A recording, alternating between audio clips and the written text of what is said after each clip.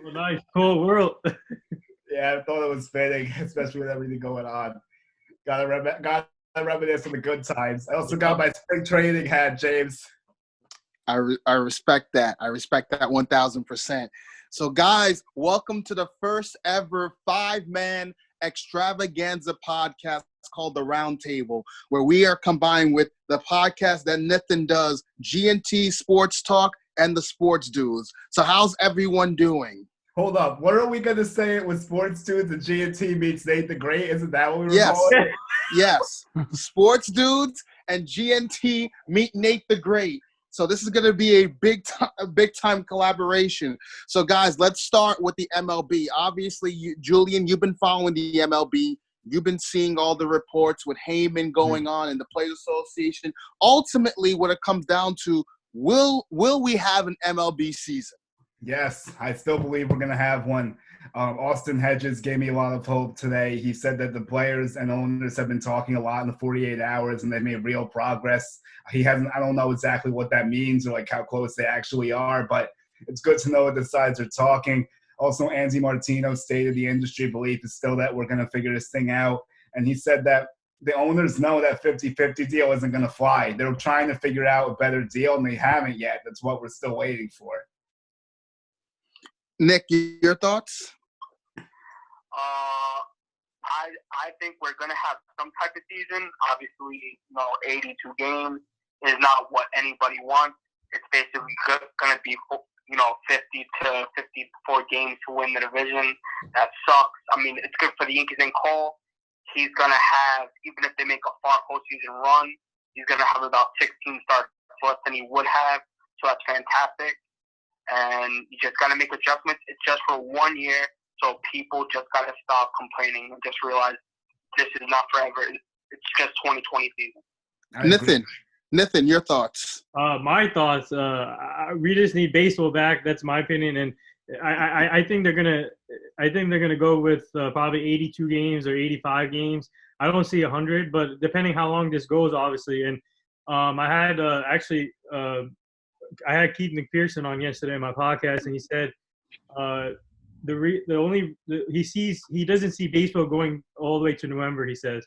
So I think the only way this has to be shortened is 82 to 85 games, and the 100 game limit will go obviously right to probably December So I think they need to cut it down to 82. But all we need baseball back in any shape or form. So, yeah, Bobby, jump in. We're gonna definitely have a season, absolutely. In my opinion, I think 100 games is something that we all really, really want and was hoping for. Obviously, that's not going to happen. 82, 85 games, I'm fine with. And I said that when Julian and I were on with Keith last week, anything that gets us baseball back, I'm all for. Right. Anything that gets us America's pastime back, I'm all for it. During these times, we need hope. Baseball is something that will give us hope. Baseball fans all around, including Julian with his Yankee background up there, is definitely we're all hoping for this. This is something we're very passionate about. This is what brought us all together is baseball. So the one thing I feel is it will get done. I know there's been a lot of, questions about it, but I do think that they'll come to a compromise and there will be a season. Absolutely. Obviously, guys, there has been we're all in agreement that baseball is going to come back. And when baseball returns, there's obviously 3 teams that's going to be under the most pressure between the Yankees, the Astros, and the Dodgers. Right. So if you had to guess between those 3 teams, which one of those 3 teams has to win this year? Bobby, we'll start with you. Has to win this year. I feel it's us. I really do. I think we look at our lineup, look at getting Garrett Cole. I think this is all in this year. We signed Garrett Cole. We needed an ace, and we got the best pitcher in baseball, in my opinion. I think that this year is our year. No matter how many games we play, I think it's our year. Hopefully the injuries to Aaron Judge, it all works out. But also, I think with the Astros, everything that happened, I want to see how they play after all the the sign stealing scandal. I want it because literally maybe they like we all said, and we don't need – I'm not going to get into it. I want to see now after all this controversy how they play because honestly, in my opinion, all eyes are on them this year, in my opinion. But for me, I think with everything the Yankees have done, our lineup is stacked. Our bullpen is the best in baseball. There's no bullpen that compares. And our starting pitching got a hell of a lot better with Garrett Cole. Nick, your thoughts? I'll say it's a tie between the Yankees and Astros. The Dodgers are kind of in the 2016 Yankee window. Mm-hmm. They got a lot of their young players on the team. So other than Kershaw needing to win now, they really don't have much pressure. You have Mookie Betts for a year. That's the only thing. Yankees are kind of, they need to win because you never know who they can possibly sign with all their young players. Eventually going to have contracts in the next 2 years. So they have to win with Cole, especially because Cole's first 4 years is major important. Who knows what that back end is going to be like? Julian, same question. All right, I could actually slice this a few different ways, but it's all on us, basically. I'm looking at us first because we haven't won in 10 years. We had the Garrett Cole deal. Astros, I agree. They're going to have a lot of heat on them, but that heat's going to be off because there's no fans anymore, and you can't even fight, so it's not going to be as hard as we thought it was going to be for them. So the Dodgers, I think, low-key are being slept on here because they only have Mookie Betts for a season, potentially. They don't want to waste the 1 year with Betts, and they've already wasted half of it. And they've been to the World Series in 17 and 18. They haven't got it done. When are they going to deliver? But it's still us over them because we signed Cole. We pay him over $300 million. He's the ace now. We have everything we need. What else are we looking for? And the other thing that's very interesting here, there might not be trades this year. So you might be locked in with what you have. Good point. Nathan, same question. Yeah, I say the Yankees definitely need to win this year, and same. I agree with Bobby and Julian and obviously all you and Nick that we signed Garrett Cole, and Garrett Cole will put us over the top. And I think, and we had the best bullpen, obviously the best offensive in the AL. And then I put the Dodgers second because obviously Mookie Betts is there for 1 year, and he can potentially leave after this year. And I feel like the Yankees, Dodgers. I want to see that World Series happen. Oh, hell yeah! I think absolutely. We all do. Hell yeah, absolutely. I think it'd be Yankees, Dodgers, and forget about the Astros. The Astros are taking a step back. I don't care about them, man. The Astros, they need to learn. They deserve to get booed or whatever. But it's between the Yankees and Dodgers. So I'm going to agree with all you guys. I really think it's the Yankees because when you sign Garrett Cole, the pressure is on now. Like Nick just says, you're getting 4 prime years of Garrett Cole. So the guy's in his prime. So you got to deliver. And this year now, especially, it's 82 games. The guys are going to be coming back more healthy. The Yankees are going to be as healthy as now as they ever been. So you don't have to worry about the injury bug. And Julian, you and I were in Florida. You saw strides of J-Hap taking some strides, making good progress. Yep. So even though they don't have Severino for this year, Hicks is going to be coming back. So you'll have depth now because you'll have that taxi squad coming in. So I really think that this year is the Yankees got to win this year. You got to take advantage of Cole's window right now. So I'm gonna flip it to this. A team that we're not talking about that could be a surprise. I know Julian's gonna say the Reds. So Bobby, what's your team? Julian's gonna die on the Reds hill, so we don't have to ask Julian. But Bobby, which one of the team not named the Yankees, Astros, and Dodgers could make a surprise one that we're not talking about? You know what? I'm not trying to copy Julian, but he sold me on the Reds, and you know what? I do agree that they're going to be a very, very good team. Julian sold me on this. At first, I didn't believe it, and he sat me down and literally explained it, just how underrated this team could be. Definitely the Reds. And I played with if you play with them on the show, they're actually really good. I have. They're a pretty good team. So definitely. They just have to go out and do it. Yeah. But Nick, which underrated team that we're not talking about other than the Yankees, Astros, and Dodgers? I mean, they're not underrated, but I'll say the Braves. They have really good I like that. Yeah. They have really good starters. Their bullpen is okay, so that they need to be better at. But between Acuna and Foltynewicz and Albies and Freeman, who is probably the best underrated first baseman in in the majors. I think that they'll be a threat. And for the AL, I would say I can't knock out the Indians. I would probably go the Braves, same as Nick. I think the Braves they're so talented, especially with Acuna Jr. I know they're not underrated. They won the division last year, but that team is just too talented to be slept on.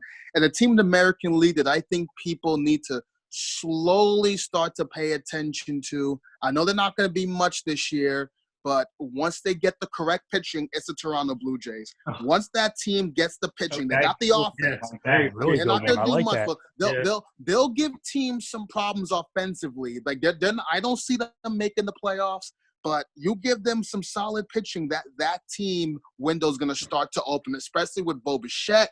You got Vlad Jr. going on. You got Gurriel Jr. Those guys can hit. They're professional hitters. I think the Blue Jays are a team to keep an eye on. Nathan, same question. All right, in the NL, I'm gonna say the Padres. I like that. Because here's the thing: they had the offense to compete in the NL West, and I feel like obviously they're not gonna compete with the Dodgers, but I feel like they can compete for a wild card spot. Especially this year, it's wide open. Yeah, so I think they had the pitching. I think that they have young pitching with Braddock, Baddock, and then the offense is there too. So I feel like they're a team. And then for the AL, I'm gonna say the White Sox because I like that. Because White Sox, all right. Because they got Dallas Keuchel, Michael Kopech coming on the way, and the offense is there also. And I think they improved this offseason, getting that catcher, Gruntal. So I feel like they're a team to watch. Now, which MLB team is going to likely disappoint this year? I will say for me will be the New York Mets, not just because they don't have Syndergaard, is because offensively speaking, they have good pieces, but in that NL East is so tough. I don't think the Mets are going to be a team, even though there are teams that I said that because me and Nick talked about this before on our other show that they could be a team that could make a surprise run, but they can also be a team that could be disappointed because DeGrom is great, but after that, I mean, Stroman, Matz, their bullpen is okay.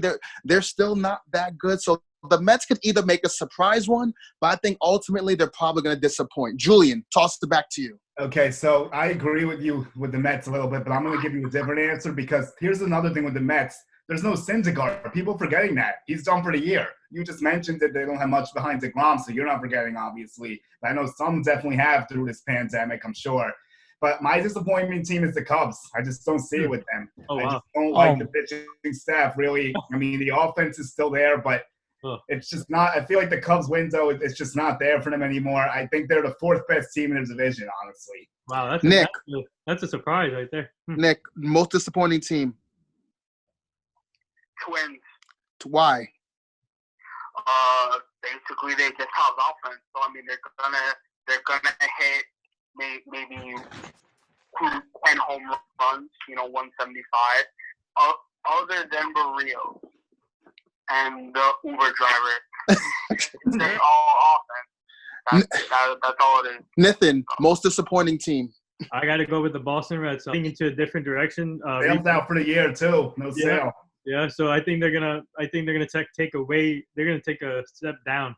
So.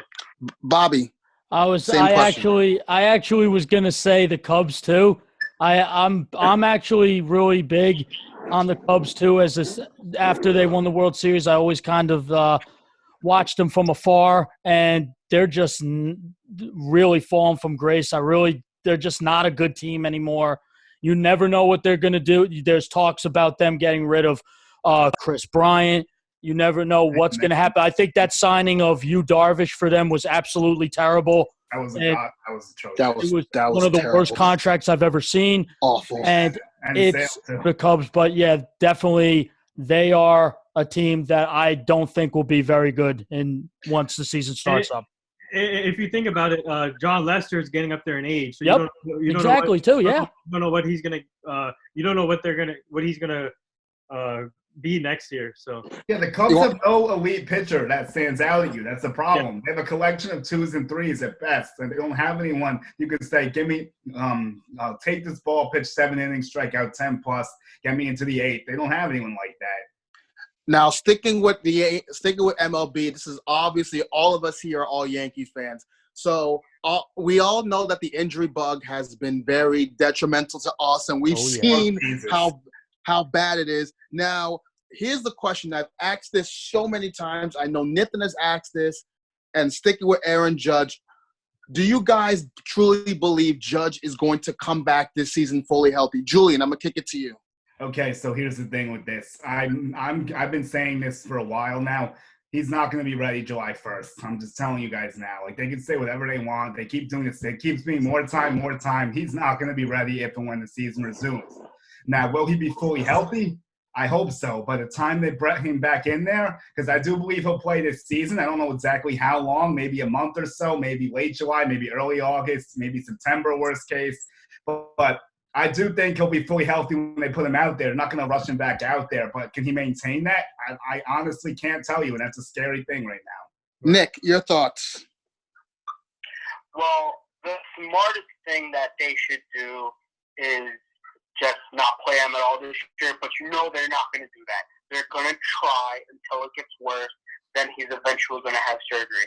So the Yankees should be fine July, August, and September without Aaron Judge. If they need Aaron Judge, that's a problem. So as long as he's ready to play at least 15 regular season games and then be ready for the postseason, we can be fine with Talkman, Hicks, Stanton, Frazier. It's Clint Frazier in the outfield. They'll be fine with that. And Duar too. Nathan, same question. Judge.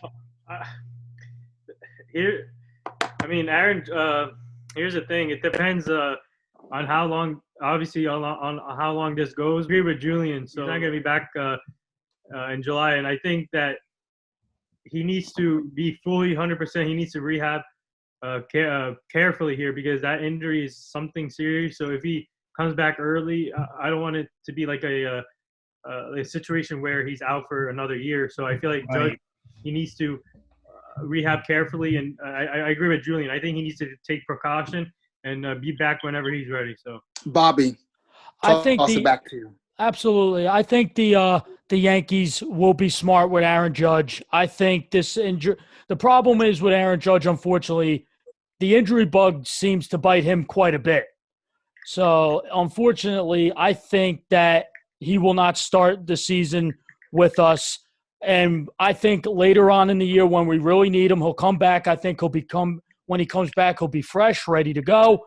And when you need him the most, I think that's when he plays the best, is when you need him the most. So thank God that our lineup is so stacked that right now I think that we can be okay without Aaron Judge at the moment. But later on in the year, I think it's essential that we need him. I really do. But having Stanton back and having him healthy without Judge, that's a big sigh of relief for us, in my opinion. I think the same thing too. I've literally put together a million different lineups. I've looked at the 30-man. If you guys want to talk about how you think the lineup should look without Judge, or who you think the final roster spots will be, I don't know if that interests you guys. In a bit, because in a bit, but I want to get into more football, and I want to talk to specifically Bobby and Nick about their Patriots. Oh, here we go. I was waiting for it. Hold on. Continue the baseball before the football? Yes, we'll continue the baseball in a bit, but I want to get into the football, specifically about you guys' Patriots. And this is the biggest question that I've had to ask both of you. Obviously, there's no Tom Brady. Obviously, you guys lost a lot of key players. Now you're going to this season, you're unknown. Do you guys trust that Bill Belichick is going to put you guys in a good position to actually compete? Because the Bills are coming. The Bills are coming. Nick, you want to go first? Start. Sure. I've been being really realistic about this. and James is just a bad guy for bringing it up. Like he keeps talking about the Patriots' potential downfall like the Giants has done anything in the past 5 years. So he really needs to relax about that. Obviously, they have Jarrett Stidham. Obviously, if anybody thinks the Patriots are going to go 12-2 plus, you're out of your mind. It's not going to happen. Most likely 6-10 or 5-11. If it's anything over than that, that means the defense is playing so good that they're only giving up 10 points a game. So let's just say the Patriots were to get 6 wins. 3 of them or 4 of them is probably on their defense. I mean, Julian is obviously going to get a little happy, but it's no coincidence that Jarrett Stidham's only real pass was a pick six to Jamal Adams. Hey, let's get it. Except in appearance, it was all handoff and a kneel. They didn't even let him throw the ball. So it goes to show you a lot. Obviously, they're going to have to most likely trade Joe Tooney just for cap-wise, and that sucks too. But why have a good guard for it and have no good quarterback? So I feel bad for Julian Edelman. He doesn't deserve it. Yes, he does. Who knows what they're going to do with Sanu? They probably cut him. They just got to grow the receivers, and hopefully the tight ends they got was good. Hopefully the McCourties don't retire in the middle of the season. That's how bad it's going to be. If Edelman has any kind of injury by week 9, he's gonna sit for the rest of the year. It's just how it's gonna happen. So we'll see who the real Patriot fans are. Obviously, me and Bobby are here despite Han's efforts, to try to. He tried. He really did try. I did hear that. But it's just gonna be a horrible year, and the Jets fans just have to know this is your shot. If you can't win in a window of Jarrett Stidham, and is the quarterback of the Patriots, then the Jets will never, ever hoist another AFC title. Bro, okay, so while you're talking about that, the Jets have the best quarterback in the AFC East. I don't care what anyone says. Bobby, flip it back to you. Your rebut. Stephon Gilmore is the best in the NFL. Bob, yes, he is. He actually is. He is. Bob. Yes, he is. So, listen, obviously not having the GOAT with us anymore has been a gut punch to Patriots Nation, including myself. Julian was there firsthand to see how it affected me personally. But the one thing, listen, everything Nick said, he's right. I'm a realist too. This season's not going to be good. I understand that. And at first it was hard to accept. But right now, as a Patriots fan, a diehard, a guy who has a Patriots tattoo on his arm. Yes, he does. I'm riding with this team no matter what. I knew this. I say this all the time. Everyone who asks me this, because I still get people ask me, I knew this day. Patriots fans knew Brady was going to go, but he left 2 years too early. He was going to retire. We would have to prepare. We just have to adjust. And the one thing with Bill Belichick, I think this year, I think he really messed up with the cap situation. I think that he should have went all in and tried to get more offensive weapons. Yeah. Demir Bird, at first, I was not sold on it. He's got speed. He's okay. Oh, okay. I'm very excited to see what N'Keal Harry's got because I, for one, Julian and I last year were at training camp last year, and Jarrett Stidham and N'Keal Harry were inseparable. The two of them Stidham throwing to N'Keal Harry was going on all day, and he was picking them apart. The one thing with Jarrett Stidham, in my opinion, the Patriots should have either one, traded up in the draft to go get a quarterback, or two, sign someone like Cam Newton. I advocated for it. It makes too much sense. Nick's been saying the same thing. Nick has been saying the exact same thing. It makes too much sense. And the fact that it has not happened, it does anger me. But the one thing I did, and for those of you who I'm sure all of us did, saw my article about Jarrett Stidham that I wrote yesterday.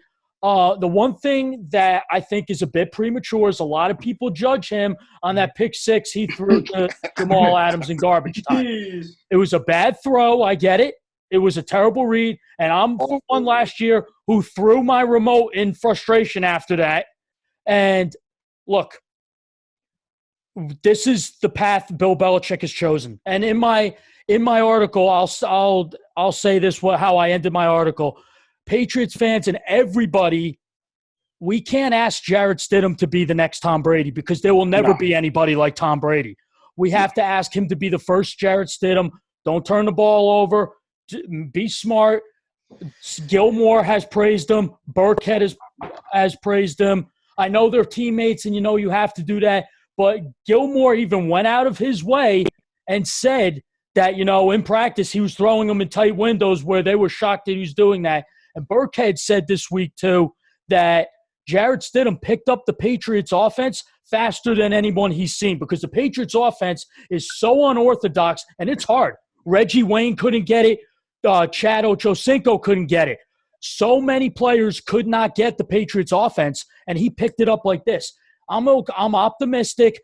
My opinion, I think, Nick, brother, you are absolutely right. 5-11, 6-10. My ceiling is 7-9, in my opinion. I really do. I'm a realist.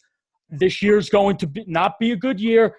I look forward to 2021, where the Patriots have over $100 million in cap space. They have the Giants. Same as the Giants. Yep, same with the Giants, and we both will be big spenders. Believe me. Oh yeah. So you wanna know a solution for you guys? Tank for Trevor Lawrence. There you go. They're not taking for Trevor Lawrence. They're not taking for Trevor Lawrence. Don't give them any ideas. Listen. Do you value me as a person? Because if they get Trevor Lawrence, you will not hear from me ever again. Okay, listen. All right, listen to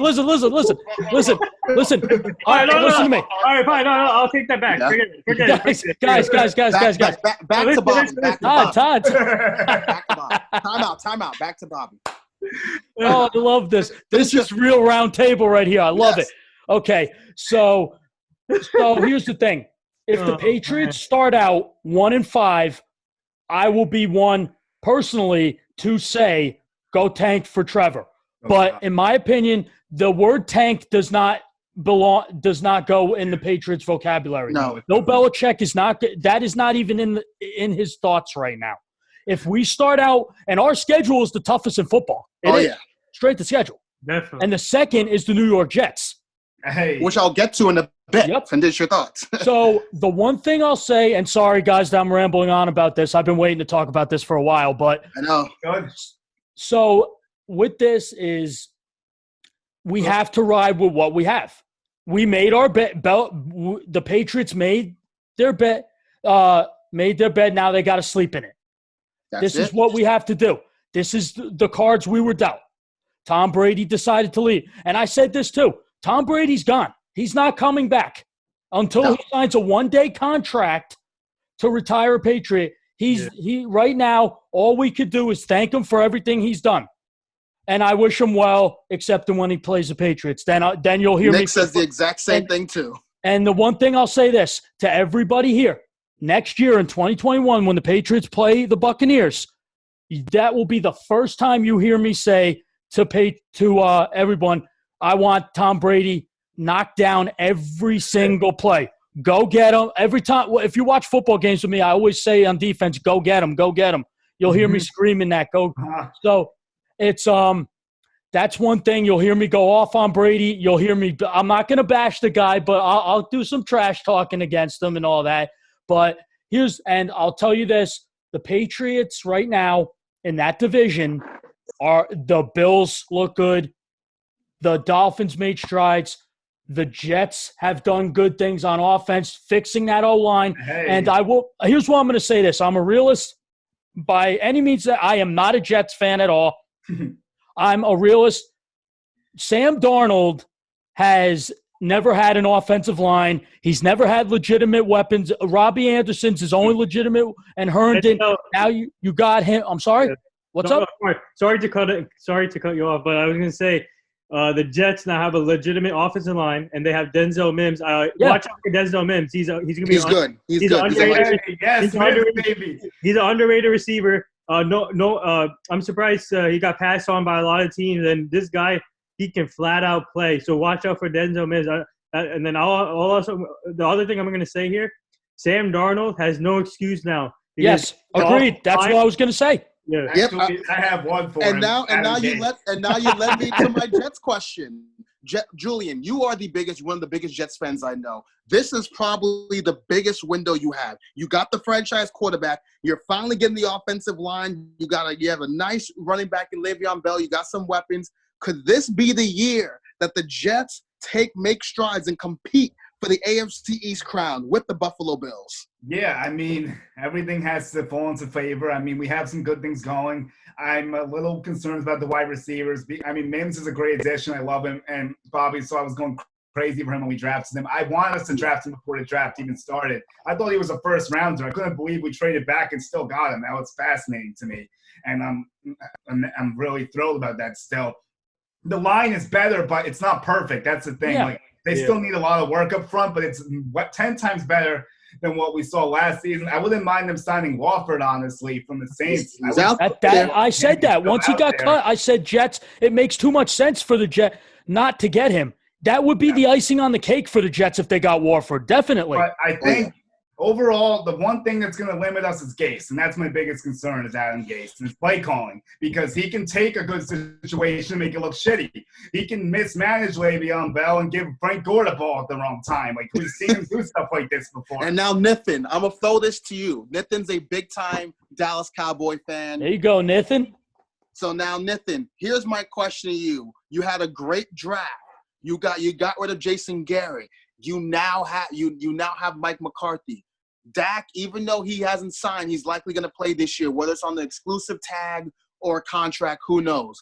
Is this the year the Cowboys make it to at least the NFC Championship game this year? You haven't made one in over 20-plus years. You've been close. You haven't been there. Nathan, is this the year the Cowboys shut all the haters up? 100% yes, and we're going to shut Stephen A. Smith's mouth up now, too. Oh, there you go. So I believe that we have a talented team now, new head coach, new regime. We have a new whole coaching staff that he put up, and I love what he did with the coaching staff because John Fossil, man, this guy, we have a special teams coordinator now, legitimate special teams coordinator now from the Rams, and the Cowboys love special teams players. So I feel like we're gonna have a better all around special teams. Our defense will be much better. We had a great offseason, great draft, as you said. CeeDee Lamb, he's going to be a next Hopkins, in my opinion, in the future. And Dak Prescott has no excuse now. Let's sign that man, and let's get it rolling. So that's it. I agree. We're going to flip this back over in the baseball side. And I got to ask this, Julian. What is the big sticking point that the MLB players and the owners are coming? Like, what are the big sticking points that they have to overcome? Okay, well, Joel Sherman just wrote an article about, and now this thing's getting really ugly. Like, I'm not going to sit here and lie. Like, it's getting petty between both sides. You have the MLB putting stuff out, like the players should have agreed to the statement the owners previously made in March, and you have the players saying they can't take more from us. It's just a really big grudge match right now. It's all about money, dude. It's really about money. And the players aren't going to split the revenue. They need to get more than that. The owners need to open up the books. They don't know how much money they're really working with. People don't believe the figures that they're going to actually lose money if the season happens. I know some teams will lose money. It's a fact. But I think that the players are having a hard time believing it's as much as the owners are claiming. I think that's part of the issue also. So at the end of the day, how will the players and the owners, Julian, work out their issues? Because if it's about money, what are your ideas that the players and the owners can agree upon? Okay, I've been trying to think about this for a while, and it's really hard because I don't have, like, concrete numbers in front of me. But I would say at least you have to give the players 60-40 revenue, at least, to get them at least thinking about entertaining the offer. You have to – 50-50 is not going to work. I don't know exactly how much of a difference the 50 to 60% is, but the players need to understand they can't get their full salaries. They're not playing the full season. I don't care what risk they're taking. They're not getting their full salaries. That's a fact. And I think people miss this, and not just baseball, but if you look at the same thing except for with hockey and basketball, they play at least 70% of their season. So they'll probably prorate their salaries. They're going to prorate their salaries into next year. But for baseball players, you need to understand that you're not getting your full salary. So you're going to have to find a way to come in the middle. They can defer it, like you said, maybe put some of it into later years to make up for it and get creative. They were saying they could do something like that with the TV deals. The owners could defer certain things too. Like that's you're onto something right there. That might be our ultimate solution. You're going to have to defer some payments and give them a decent chunk this year, a little more than you're offering now, and defer some of it for later on. Also, what do you think? I think regardless, the owners are gonna win. Even if the players get more than enough this year, next year, if owners have to cut 40% of the payroll, they will. Now, if you're a star free agent like Mookie Betts, you're still most likely gonna get a big contract. But what about the middle of the role player? Or what if now because the team cut their payroll, what if they have to get rid of a guy that they don't want to get rid of? So people just have to understand, which is why Blake Snell's comments was kind of out of line. Yeah. Millions of people are out of job. Got fathers with 4 kids to support can't support that. Babies, parents, kids with moms that have, they're 85 and in the hospital. So they just have to understand with people on food stamps and unemployment, who cares? I'm sorry, but even the average regular player, 540,000 is still 540,000. Even if that gets cut over 220,000, so you cannot give me your sympathy. Blake Snell would make around $2.5 million. I think he makes 10 actually. Yeah, he does. He makes 10. He makes 10. 10 million. Yeah, 10 million. Yeah. So it's just is he still? They have to realize what's important and just help the world, man. Give us baseball. Be good guys. Be better than the owners. People think the owners are not going to give, so you give. Be better than them. Absolutely, Nathan. Your thoughts? No, I was gonna say that obviously Blake Snell. Isn't he still on his rookie deal, or he signed? No, he got an extension last offseason. He got an extension last offseason. He signed 5 for $50. Okay. Yeah, he got 5 from 50 from the Rays. So I don't know what he was talking about. Not playing on a reduced salary. He got his money, man. Just don't worry about not playing on a reduced salary. Just my opinion on this. The players. The only way we're gonna get baseball back is if the players. This will come down to the players obviously agreeing with this deal. So I feel like the owners, like Nick said, I agree with Nick. The owners will definitely have the leverage here, where they're going to obviously with the money. So I feel like that the players somehow need to come up with their own deal or just agree to this, because there's no the only way we're going to get baseball if somehow the players agree to this deal. They're not going to agree to this one. No, I know. So that's why they need to come up with their own plan and all come not like all to the owners and see if they'll accept it. Exactly. Yes, I think the other thing that people are missing is the fact that it's baseball is a regional market, and you need to also put the money through the networks that they're giving. Like the Yankees have SNY, the Yankees have the Yes Network, the Mets have SNY. So you need to find a way to divvy your regional network money and try to split that amongst the players as well. Because you have to remember, there's not going to be fans this year, likely in all sports. Out to the Dodgers because without the fans, we're taking. And they're losing 640,000 a game without fans. That's crazy. Yeah, it is insane. I'm with you guys. I think the owners are going to win, but the players have to come to a compromise. Listen, guys who are making 10, 20, even $30 million a year, listen, man, for 1 year, you're going to really harp over not making that. There's people nowadays who, like Nick said, don't have jobs right now. Yeah. You got to come to a compromise. If you love the game of baseball, and if all what Blake Snell said, you know what that showed me? That shows me all he cares about is this. He cares about the money. He doesn't care about the team, and he doesn't. And honestly, from another thing I got from that is that if he really cared, he doesn't want to play. If he really cared, you know what? If that was me, I'd be like, you know what? I want to play. Listen, we'll come up with the money, and listen, when things go back to normal next year, fine. I just want to play. I want to go out there. There's so many players right now who just want to get back on the diamond and just play. Well, and the money true. When money gets involved, when politics get involved, it just takes away from the game. And I hate it. Talking about this stuff. I really do. Yeah. I think we all could agree that we all wish that it was easy. Listen, we're playing. This is our plan. We want to June 1st. We want to do a spring training, bring you back, and then in June 10th, and then July 1st. Between July 1st and July 4th, let's get baseball started. Are you in or are you out? That's the way I feel. I wish it would be like that, but it's just crazy, man. I think the biggest thing that people have to understand is that if you had we been knowing about this, we would have had a contingency plan. This is obviously new. We didn't know. But the best thing to do is listen, this for all sports, because football's luckily, because football, this happened during the off season. But for baseball, for basketball, for hockey, I'm like, all right, listen, we're not going to shut down.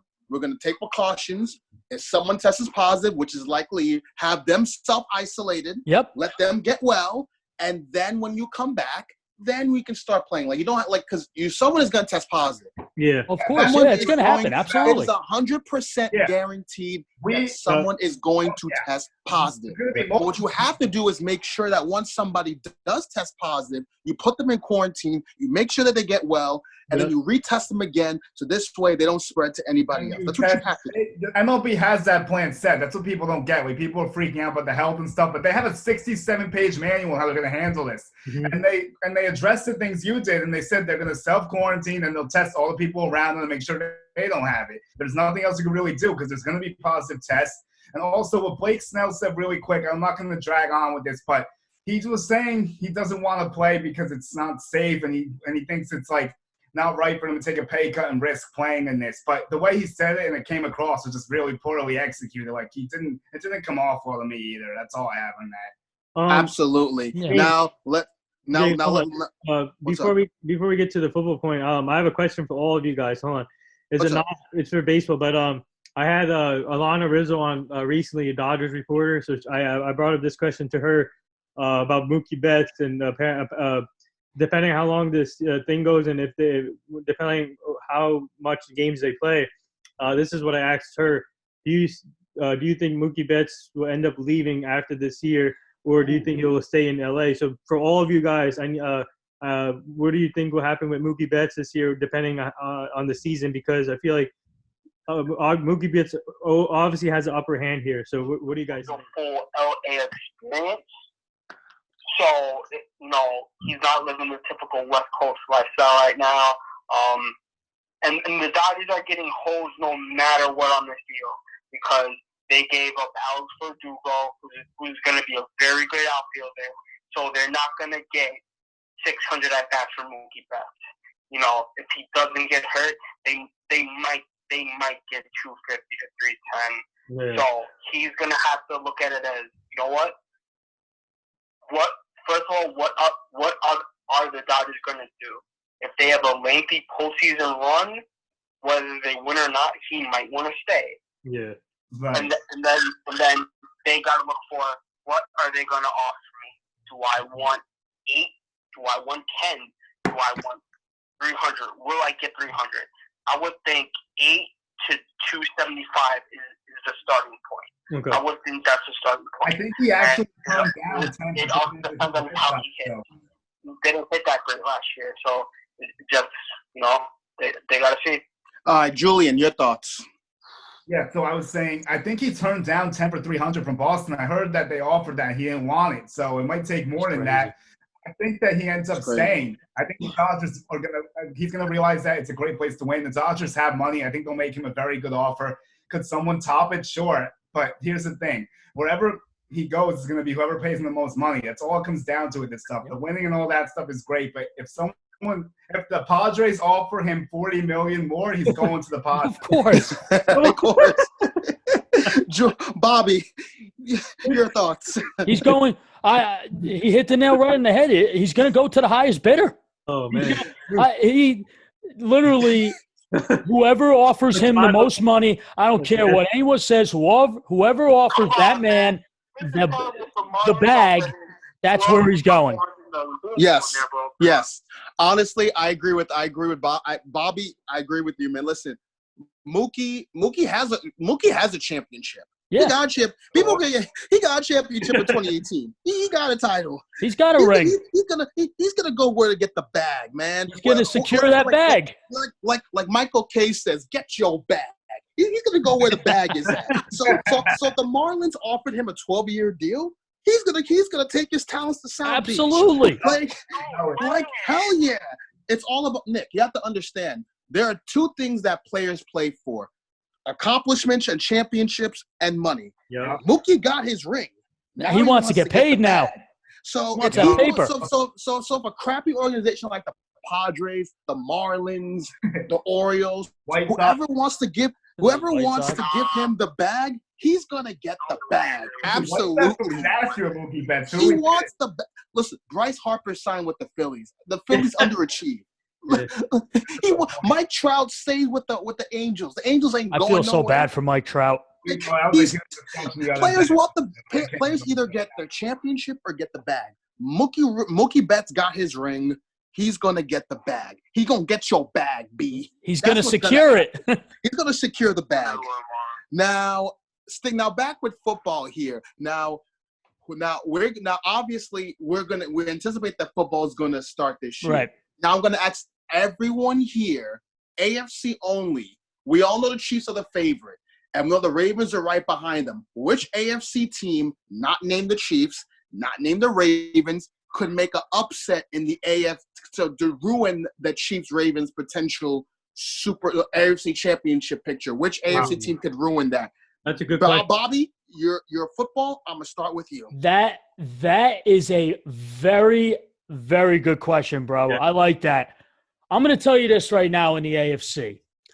So, as we all know, I would say if the Patriots had Tom Brady, I would have said Patriots right now, of course.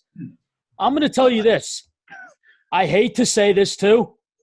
I really think the Bills could be that team. It hurts. Ooh. The Bills' defense is scary. That offense got better. Wow, that's crazy. And I'm going to tell you this. Here's the thing. Their success is on one guy, Josh Allen. If that man is missing wide open receivers by 10 to 15 yards like he does, what's up? Which he's known for. Yep, which he's known for. And he did in college all the time. Yes, he did. They're in trouble. But here's the thing. If Josh Allen gets it together and he's hitting his receivers in stride, he's an assassin when he extends the play. That guy is scary with his legs. Yes, he is. We've all seen it. Yes. If he gets that together, that Bills team, you better watch out because they could surprise people. Nick, which AFC team not named the Chiefs or the Ravens can pull an upset? Well, since I'm that guy and I say F the rules, I'm going to say 0, and I'm going to say the Super Bowl champions will either be the Saints or the Buccaneers. Oh, come on. No. Oh, wow. No. You said AFC. AFC only. Oh, well. I go outside the rules. Well, since the Ravens and Chiefs in the title game, we all know this. The Texans are not going to get it done. The Bills are not going to get it done. Whoever else, the Colts is not going to get it done. Ravens, Chiefs, and I'll bet any amount of money. But the Chiefs will lose to the Buccaneers or the Saints. Now, Julian, since Nick doesn't want to be that guy, you answer the question: which team not named the Chiefs or the Ravens could pull an upset in the AFC? All right, so I'd love to say Jets, but I'm not going to be biased here. I love the Bills pick, but I'm going to give you another one for fun here. Titans. Why not Titans run it back? Okay. Well, I think good pick. I like that, yep. Nathan, go. I'm going to say the Denver Broncos. I like that. That's a sleeper team. Here's why. Here's why. Listen. No, here's why. I want to ask some Drew Lock, though. No. Yeah, here's why. Because, they have weapons now with Noah Fant, Jerry Judy. Cortland Sutton. Ken Hamler from Penn State. They're another I forgot they have him. Wow. And then you have Cortland Sutton, and you have Melvin Gordon. They signed during. Oh my God! Look at Philip Lindsay. Yeah, and their defense is stacked with Von Miller, and you have Bradley Chubb. Bradley Chubb. Bradley Chubb. You're right. Yeah, they did lose Chris Harris though. Their secondary has some work, but I think they'll be. Yeah, but no, I'm telling you, man, watch out for the Broncos. They're a sleeper in the AFC, and I feel like Drew Lock has no excuse now. He has all the weapons that he wants, and kudos to their front office, John Elway, because John Elway knows his stuff. And Melvin Gordon, watch out for Melvin Gordon. I think he's gonna be a perfect fit for that offense. So I want to lean towards the Bills because their defense is stout, but honestly, yeah, Bobby, I'm gonna have to go with you. I have to go with Bobby on this one. The Bills' defense is just so good. They're so scary up front, man. The key is Josh Allen. If Josh Allen can get it together, they had a good draft, they had a good free agency. Yes, they did. I think the Bills could be one of those teams. Now, flip over to the NFC. Nick obviously believes it's going to be the Saints. Real quick question. Do you guys trust Tannehill or Josh Allen more in a big spot? Oh, God. Wow. Josh Allen. Oh, God. Wow. Josh Allen or Ryan Tannehill? I probably would have to go Tannehill because at least he got to a championship game. Tannehill, right? Yeah. Tannehill. Now, NFC. In the wild card game, Tannehill made that big third down throw. Yes, he did. Take away that 3rd and 15, the tight ends don't score again. I agree. And Allen self-destructed in his playoff game, so you just made my point for me. Now sticking with the NFC, Nick obviously believes that's going to be the Saints-Bucks NFC Championship game. Assuming that is, which team in the NFC can upset that? Julian, start with you. This is easy. 49ers. How are we forgetting about the 49ers so quickly? They still got everything going there.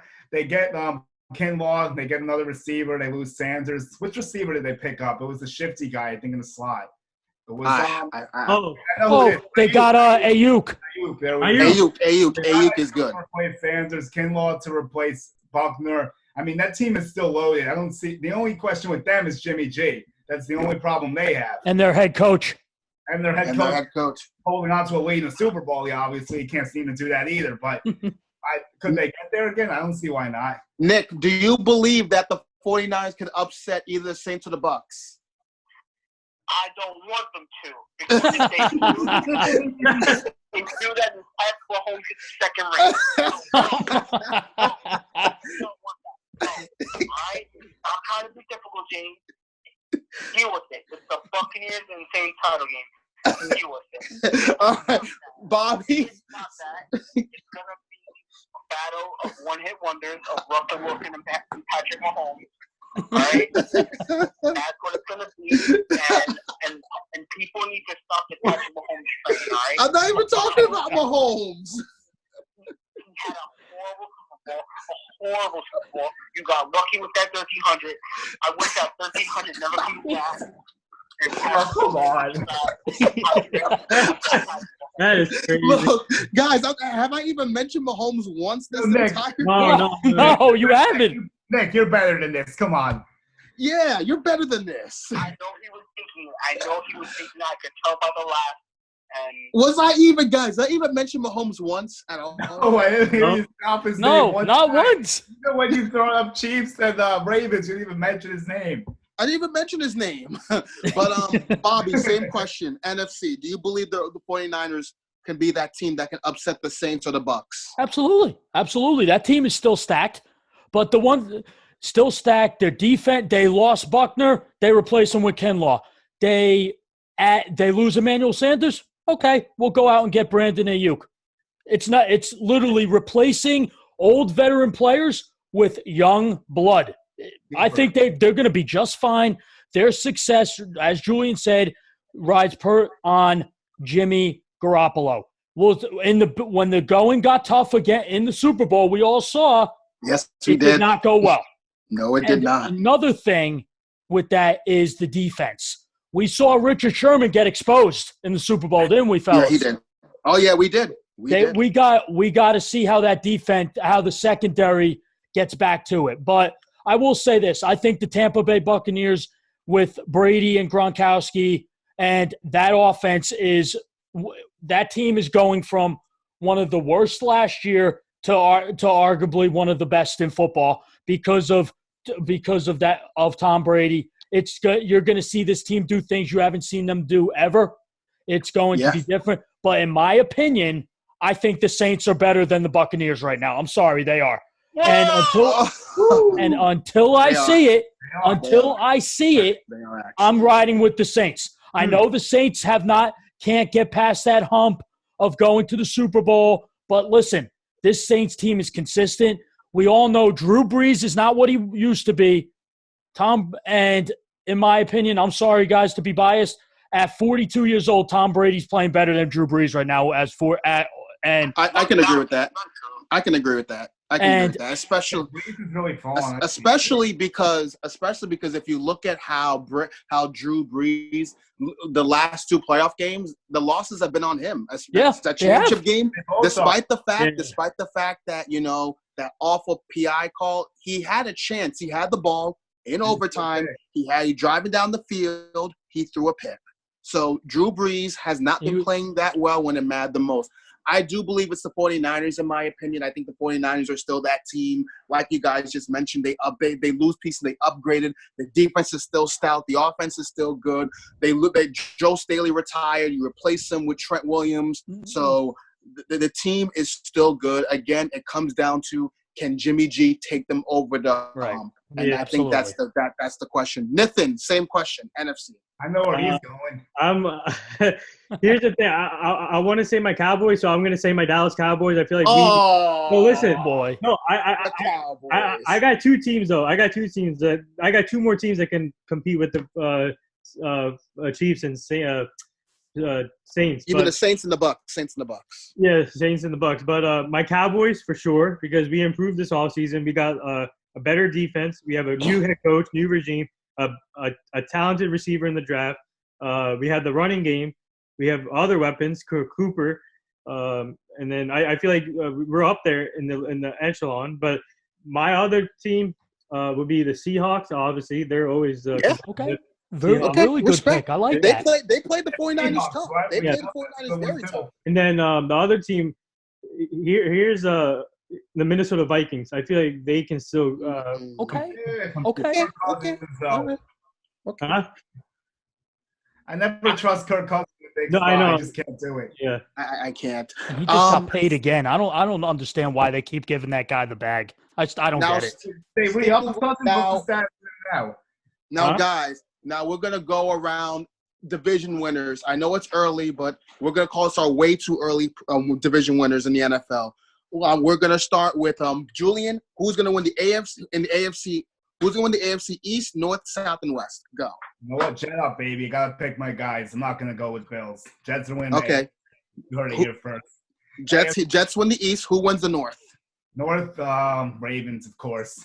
South, I'm going Titans. And West Chiefs. Nick, who wins the AFC East, South, North, and West? Ravens, Colts, Chiefs. Bobby, same question. I'm going with the Ravens in the North, the Chiefs, the Bills, and I'm going to go with the Tennessee Titans. Nathan, same question. Bills, Ravens, Colts, and the Chiefs. I'm going to go with the Bills, Ravens, Titans, and Chiefs. Yep. All right, guys, pick three teams that can represent the AFC in the wild card. Bobby, go. Okay, teams that can represent in the wild card. I'm going to go with so you know what? I'm going to go with the Broncos. Okay. And I'm going to go with the Colts. And it's three teams. And three teams. You're right. Absolutely. You're absolutely right. And I'm going to go with the you know what? I'm going to go with the Jets. Okay. Nick, same question. Three wild card teams now. Titans. Okay. Browns. Ooh. Oh. Okay. Okay. And I guess just to make, Julian happy, the New York Jets. I'm gonna go. I'm going to go with the Browns. Yeah. I'm gonna say Broncos, and to make Julian happy, the Jets. We're all jetted up today. Let's go. Julian, go. Okay, I got Browns as well. I like that pick from you guys. I'm gonna put Indy in the mix and Bills. Nathan. All right, Jets, Broncos, and Browns. Yes, we're all go. I love it. You guys got my back today. Now we're flipping over to the NFC.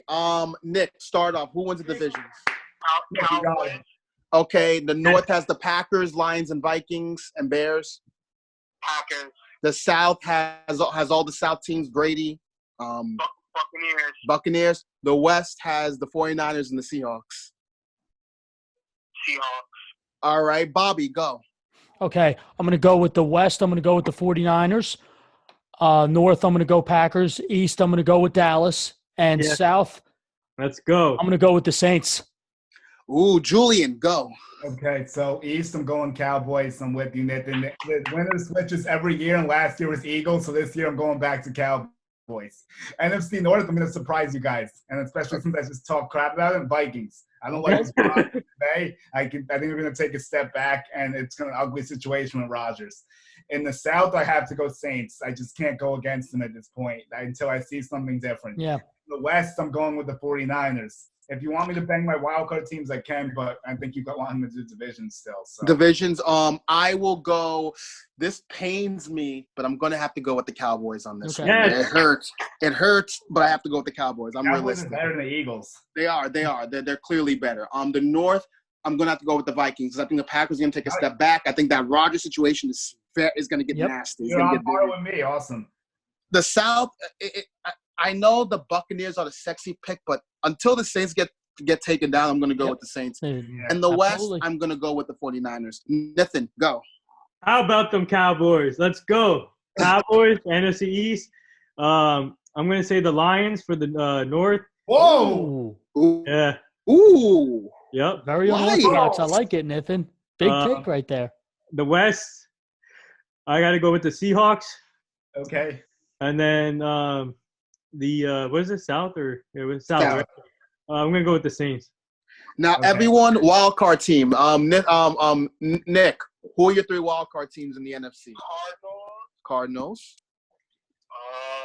Vikings. Okay. Eagles. Eagles. All right. All right. Fair. Julian, wild card teams. Go. All right. I have Falcons, Bucks, and I'm going to surprise you guys with this one. I had it in my head. The Packers missed the playoffs. Hold on. Give me 2 seconds. I got to think quickly. Okay. Seahawks. There we go. So Seahawks, Falcons, Saints. Got it. Bobby, go. Okay, I'm going to go with Buccaneers. I'm going Buccaneers, Vikings, and Seahawks. Okay. Nathan, go. 49ers, Buccaneers, and then okay, you want to hear outside of the box? Go ahead. Go ahead. Panthers. Panthers. Ooh. Whoa! They've been going with the Lions and Panthers. I got the Seahawks, Buccaneers. Boy, I really hate going with this team, but I have to give this team their due. The Eagles are such a bad team, but I'm gonna have to say the Eagles on this one. Falcons go for Eagles, bro. Come on, put the Falcons in. The problem is the Eagles are still better constructed than the Falcons are. It's hard. That's why I was flipping back and forth between the Eagles and the Falcons. Which team? Who do you think out of this draft? And I gotta ask Bobby this question because Bobby would know this. So Bobby follows the draft pretty well, and he's very good with college prospects. Do you think CeeDee Lamb can win Offensive Rookie of the Year? Yeah, Yep. I do. I really do. so. I think that the fact that he fell to the Cowboys at 17, that's crazy because he should have went higher than that. Cowboys got a stud for a long time. This offense needed somebody like him, and they're going to love it. He's going He's to be good. far in this. Nick, does the next CeeDee Deontay- Lamb win? Does CeeDee Lamb win Offensive Rookie of the Year? I'll go with Jerry Judy. Ooh. Okay. Okay. I probably would go with CeeDee Lamb on the count of they're going to be throwing more. Yeah. And the fact that Mike McCarthy's offense is going to be pass heavy. Yes. So and I think because he's going to be in the slot, he's going to be getting more targets. He's going to get a lot of mismatches. I think CeeDee Lamb is going to win Offensive Rookie of the Year just over Judy. Now, guys, who's your defensive? Wait, I didn't pick yet. I got Joe sorry. Burrow. Go. I got Joe I Burrow. forgot Julian. Joe Burrow? Oh, come on. Hot take. I think Joe Burrow is going to be a bust. Oh, okay. I think Joe Burrow is going to be a bust. I think because he's in a bad situation. I don't trust Cincinnati. Cincinnati is the place where quarterbacks die. I think Joe Burrow is going to flame out in the next 3 years. I don't think Joe Burrow has the same hype as everyone is claimed to be. And we all know he didn't want to go there. He's really mad he's there. Hell no. Who's your guys' defensive rookie of the year? I got CeeDee Lamb winning Offensive Rookie of the Year. Of course. That's what I'm not going to ask you. Of course you got CeeDee winning. Bias. Who's your defensive rookie of the year? Defensive. What's his name? I'm going to go Jeff Okudah. Jeff Okudah. Nice. You know who I'm going with? Xavier McKinney from the Giants. Attaboy! Boy! Because this guy is a stud, and I'm surprised he fell to the second round. And Nick, defensive rookie of the year. Okudah. Julian. Man. I'm gonna go with Simmons. I think he's gonna kill it with the Oh, Cardinals. that's a good one. Oh, that's Y'all know who I'm going with. You know who I'm going. Y'all know who I'm going with. X gonna give it to him. The fact that Xavier McKinney fell this far is insane. Now, we're going to go into the NBA. I know we don't really talk a lot about the NBA, but we're going to do it for this purposes only. The NBA looks like it's going to be closer to returning. So I got to ask everyone this. When the NBA returns, they're going to likely go into the postseason. Is this the year LeBron James wins it? And if so, are you guys rooting for LeBron to win it this year? Nathan, go. Yeah, I'm going to say LeBron wins it this year, but here's the thing. The team that can really upset the Lakers here will be the Clippers. Obviously, all of us want to see a Clippers-Lakers Western Conference Finals, right? So that's yes. So I feel like if that happens, I think the Clippers can give the Lakers a hand because obviously the Clippers have Kawhi and Paul George, and so I do say LeBron wins the championship this year only. The only concern is the Clippers will have the decent chance to beat the Lakers in the Western Conference Finals. But I do say LeBron wins it this year, though. Nick, same question. Do the Lakers win it this year? Hell no. Who you got? First of all, give me Kawhi over LeBron any day of the week. Give it to me. And give me Paul George over Mr. Unibrow. No, absolutely not. I'll take Davis over George anytime, any situation. And also, people have to remember, this is LeBron's only opportunity because next year it will be dub season and they will take names and they will beat everybody in their mother. Julian, same question. Okay, you know what? I'm going to actually say, I think he gets it done. I think it's meant to be. It's destiny. Everything for Kobe Bryant, all that. It's going to fall into place. I think you're going to see Lakers, Bucks in the finals still, as I've been thinking all along.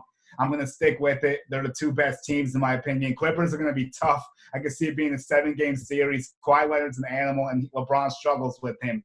But I think they're going to find a way because Davis is a lot better than Paul George. I can't believe you actually thought you would take George instead, but Davis is going to be the difference to me. Bobby, same question. I think that it's the same thing Julian said with Kobe. I was going to say that too. I think it's fate for Kobe.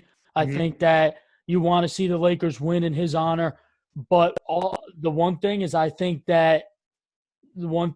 the Bucks can really surprise. I really do think that the Bucks can really push them. It's not going to be easy. The Bucks are an amazing basketball team, and the Greek Freak, when he goes off Giannis, there's no stopping him. No. I truly think that the Lakers, this is the Lakers' time this year. I know the Clippers are a tough matchup, especially with Kawhi, and they're better. They're a better all-around team. But I think it's just too much. The winning for Kobe in his honor. Yep. I just think because I think it's fate. I think it's fate that they win it this year. I really think that if the Lakers don't win it now, I think Nick says is when the Dubs get healthy and they add another star, the Dubs are going to be the Dubs are going to be back. The Splash Bros are going to be back. Giannis is not a free agent killing after hearts. this season. Giannis is after 2021. Giannis ain't free yet. Still, He's got to wait 2 years for that. That's still, I think if Giannis doesn't stay with the Bucks, I think he goes to Golden State. I think it's Knicks, gonna be come over. on, baby, let's get a start. Knicks. To you about the hockey front. I know we don't. I know. Like hockey is kind of my avenue, so I got some news. Yes, I got some news to drop for you one thing guys. for baseball too before we go, but go ahead. Yeah, we are. Quick hockey news, then we're gonna go back to baseball. So breaking what's going news. on, guys? Breaking news. We have breaking news. The NHL and the Players Association are close to an agreement to come back to playing as early as the end of next month. Oh, Hey! And it's going to be a 24-team playoff, which means wow. Rangers! the Yeah! Rangers would make the playoffs. Yes. The New York Rangers would indeed make the playoffs. So Julian, congratulations. I know you haven't been to a Ranger game until this year. So I want to give Julian the congratulations. Your New York Rangers will indeed make the playoffs. Same with you, Nathan. The Rangers will qualify for the playoffs. Well, So this year wasn't my first game. It was my first in a while. I've been to a half. I know, but I'm just saying though, like, but now it's like you get to see greatness at the Garden. You haven't been to a Garden. Every time you go to Garden, the Knicks stink. Now you're seeing a young upcoming team. So Julian, the Rangers will indeed qualify for the playoffs. So I just want to throw that. Where did you see this on Twitter? I'm gonna look for it. This was on the group chat, and this was from the NHL and the PA. They're close. There's no official agreement. They're close. It's on ESPN. They're close. There's still hurdles that need to be jumped through, especially with the Canadian border. But they're close. They're getting close. As a 24 team, you can look it up. It's a 24. Go on ESPN. It's a 24 team. They're talking about 24 team playoff. The Rangers would indeed qualify. Oh wow. So Julian, you want to talk MLB? So flip it. Let's flip it over to Julian. He wants to talk some MLB, and then we'll wrap this up. Yeah. Okay, yeah. I just want to see like how you guys are feeling with the Yankees lineups and who your guys' last cuts would be with the 30-man roster because I'm curious what your takes are. Go for it.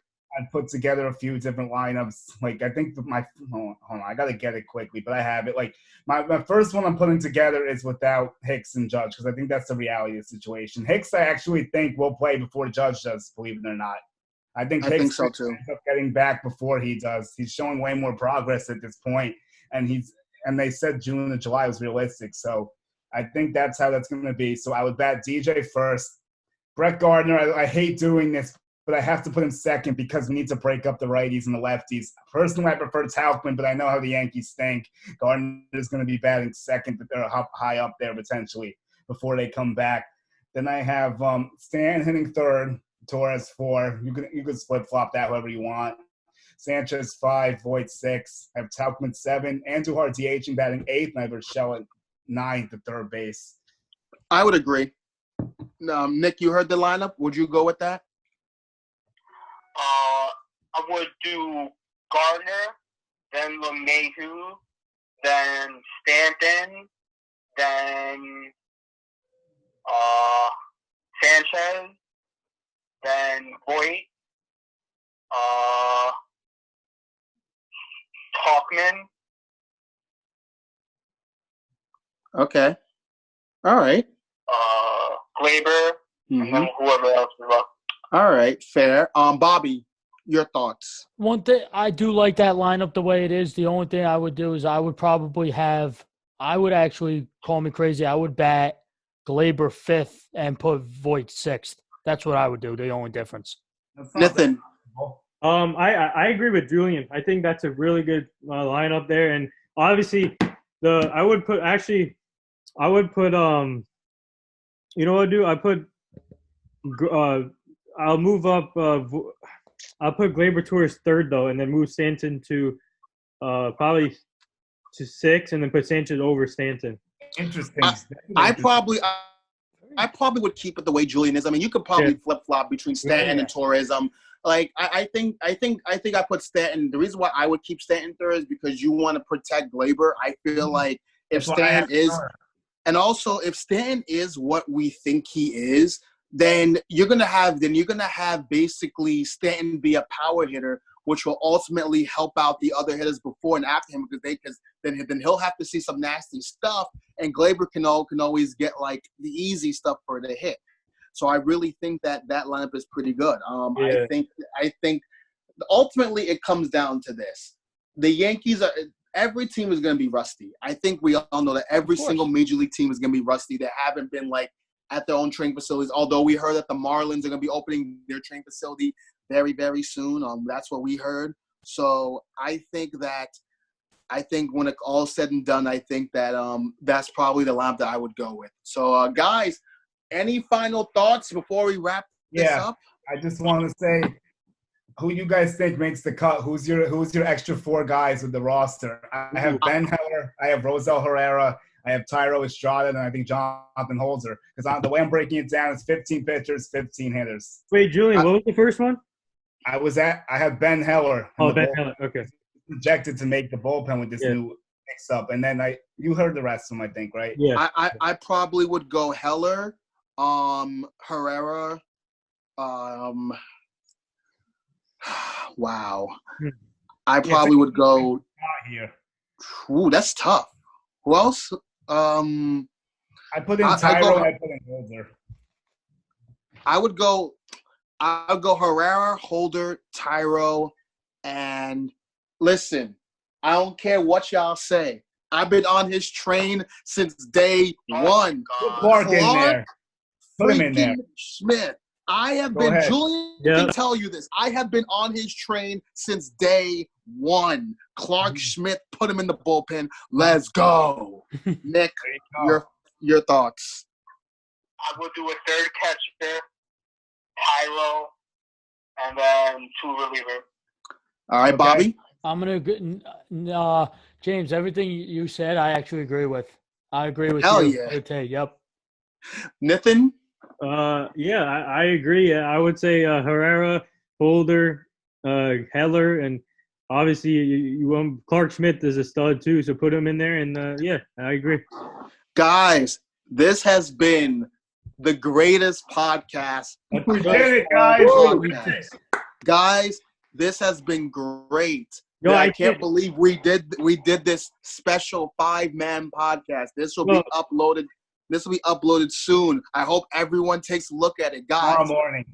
Tomorrow morning. Nathan the Great, keep doing your thing. GNT Sports, keep doing your thing. We at the Sports Dude, we're going to keep doing our thing.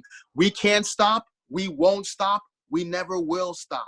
This is no competition. We're going to keep striving for greatness. And sorry. Go ahead. And the one thing all of us have in common, we may have different football teams, but one thing that we have in common, all of us love our New York Yankees. So let's get that 28, baby. Put them all in right there. Put it in. Put it in. Let's go. Okay. Before we go, we should do our closing advertisements. Let's go, Jules. Let's do it. Okay. All right. So GT Sports Talk. We got GT Sports Talk too at Twitter and Instagram. And then if you want YouTube, Apple Podcasts, or Spotify, you do GNT Sports Talk with the acronym. Me and Bobby got you covered, baseball and football. We've been having tons of guests, as you just saw here. We've been doing 1 million crossovers these days. Got a lot more. Everyone keep listening. We appreciate it. And we have the content you're looking for.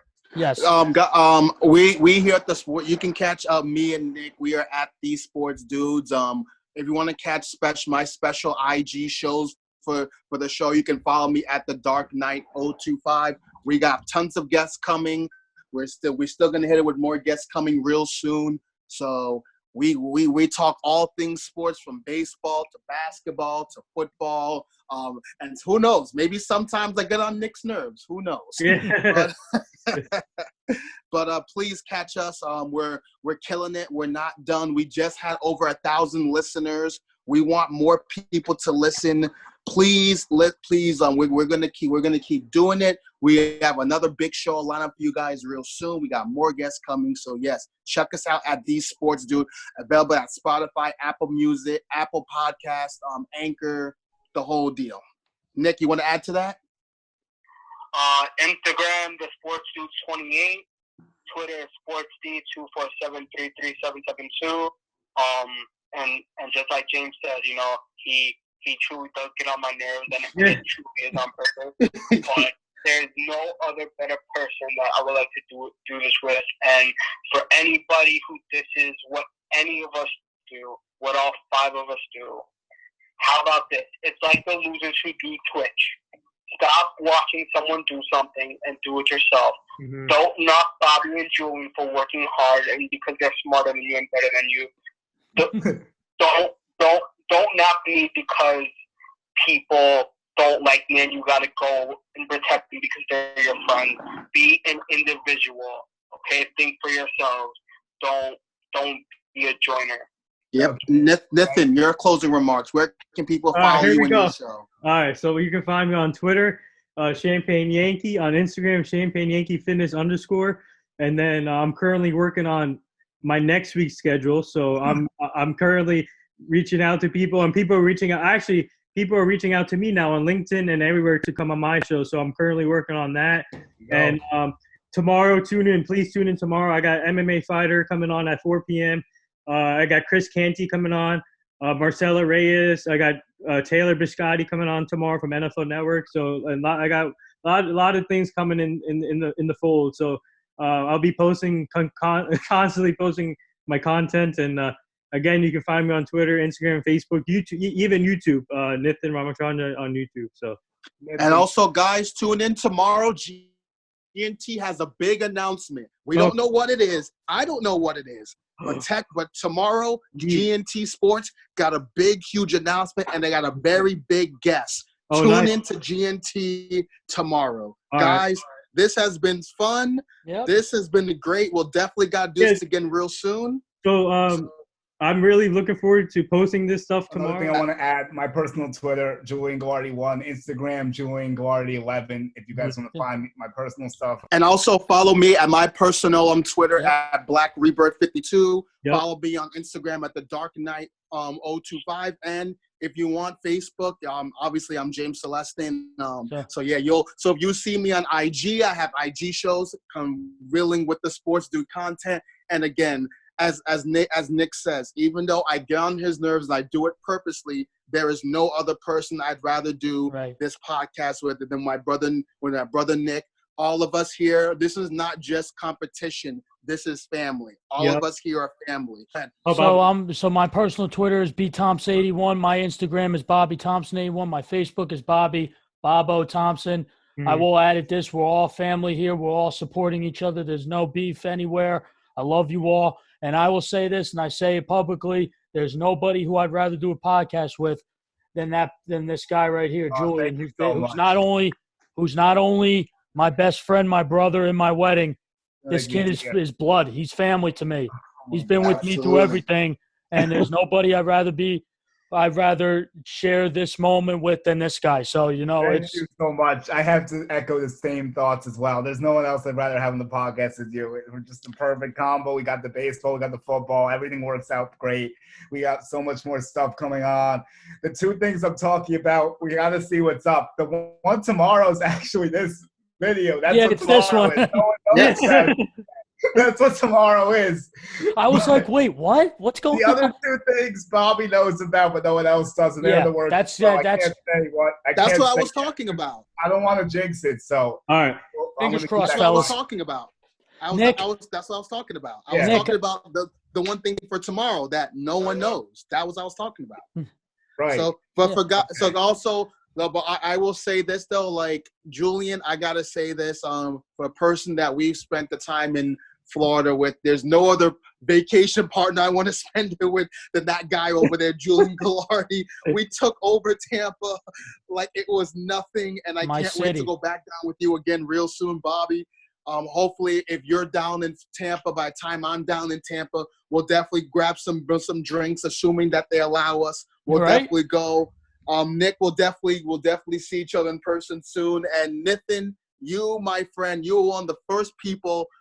True fact, Nathan was one of the very first people I met from Yankees Twitter. He was the very, very first person I met at the Mark Sasso softball event a couple of years back. He was one of the first people I met.